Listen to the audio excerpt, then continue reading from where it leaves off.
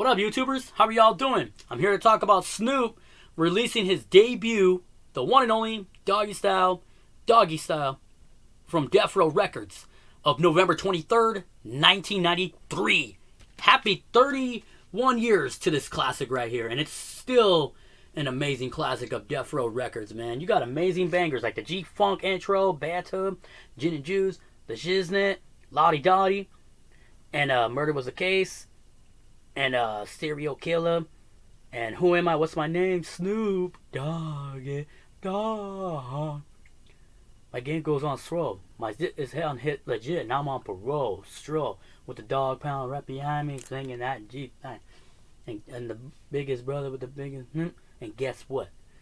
Classic stuff, man. This is definitely a banger, man. I love this album by Snoop.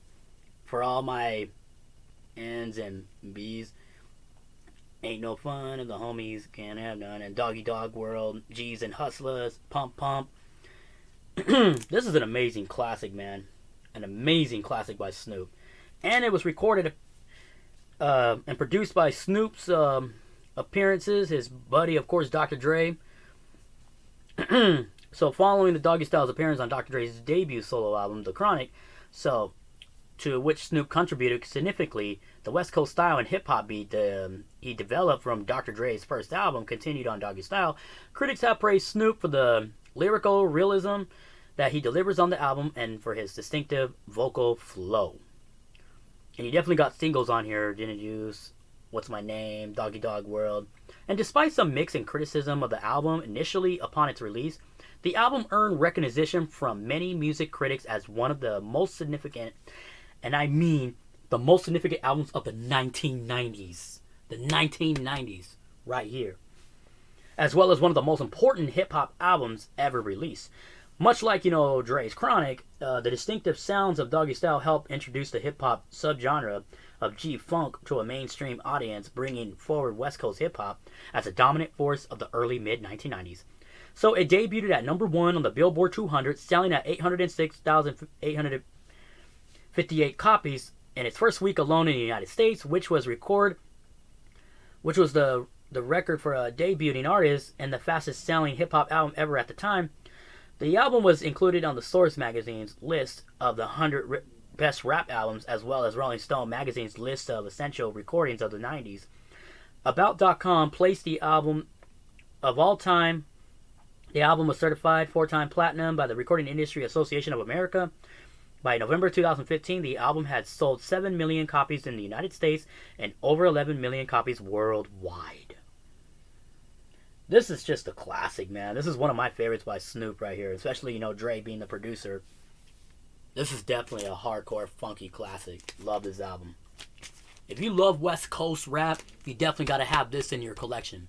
This is definitely one of my favorite Snoop albums, including with Dr. Dre's Chronic. These are classics. This is a classic right here. 31 years. Happy 31 years to this classic. Whoo, look at that. They do have other reissues of the album, and they did have an OG pressing, but that's really hard to come across. They did have the vinyl in red. They had it in sea clear, or some had it in blue. But I'm happy to have my standard in all black.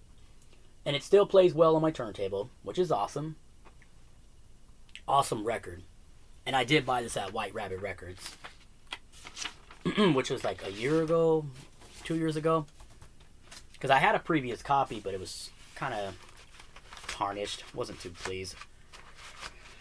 Other than that, I'm satisfied. I have a newer copy. I'm playing the album still to this day. Still a classic.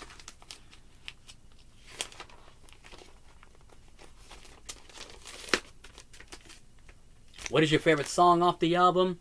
Don't forget to hit that like and subscribe, comment, follow your boy NerdyRed23 for more videos. I'll be gladly to return back. Stay blessed and stay safe. Keep bumping this album by Snoop on your turntables, y'all. Keeping it West Coast.